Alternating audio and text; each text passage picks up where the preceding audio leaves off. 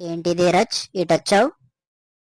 Boss, మీరు urgent project work ఉందని 2 days లో ఫినిష్ చేయమన్నారు కదా. ఆ ఆకాష్ రాకేష్ కెఫెటేరియాలో కాఫీ తాక్కుంటే కబుర్లు చెప్పుకుంటున్నారు గంట నుంచి. అర్జెంట్ వర్క్ ఇస్తే పని చేయకుండా కాఫీ తాగుతూ సొల్లు కబుర్లు చెప్పుకుంటారా? ఇవాళ వాళ్ళకుంది. బాస్, ఆ ప్రీతి కూడా వర్క్ చేయకుండా ఎవరితో చాట్ చేసుకుంటూ ఉంది. చెప్తా వాళ్ళ సంగతి. నువ్వు వెళ్ళి వర్క్ చేసుకో. అలాగే బాస్.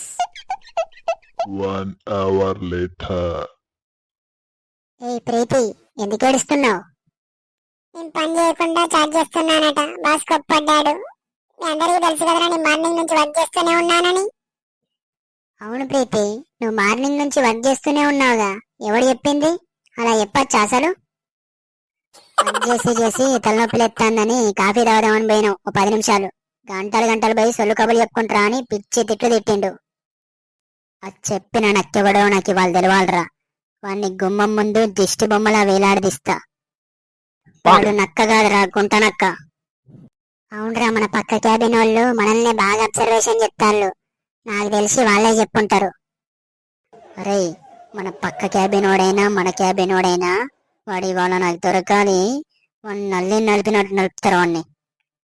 అరే, ఇవాళ వాడు అంతు చూస్తారా నేను. మన బాసు టోప్ పెడతాడు కదా, బట్టతలుందని టోప్ పెడతాడని నేను చెప్పిండట. అవునరా రాకేష్, మన బాస్ నేను కూడా అన్నా అని అన్నాడట. ఎంత మందికి టోపీ పెడితే ఈ కంపెనీ పెట్టాడో అని. అరే, నాకు ఒక డౌట్. మా ముగ్గురిని పిలిచి నిన్నెందుకు క్యాబిన్ విలువలేదు? నన్ను కూడా ఫస్టే పిలిచిండ్రా. మరి మా అందరి కోపం వస్తుంది, నీకు అత్తలేంద్రా? అవునరా, నన్ను కూడా పిలిచిండు. నా గురించి ఇట్లా అన్నవట, వర్క్ చేయకుండా టైం పాస్ చేస్తానవట అని. బాస్ గురించి తెలుసు కదా, తిడితే ఆపడని. అవును సార్, క్షమించండి, నెక్స్ట్ టైం నుంచి మంచిగా వర్క్ చేసుకుంటా అన్నా. నీ నిజాయితీకి నచ్చినా అని చెప్పేసి నన్ను వదిలేసిండు. వీడియో నచ్చితే లైక్ చేసి ఇలాంటి మరిన్ని వీడియోస్ కోసం సబ్స్క్రైబ్ చేసుకోండి గాయ్స్.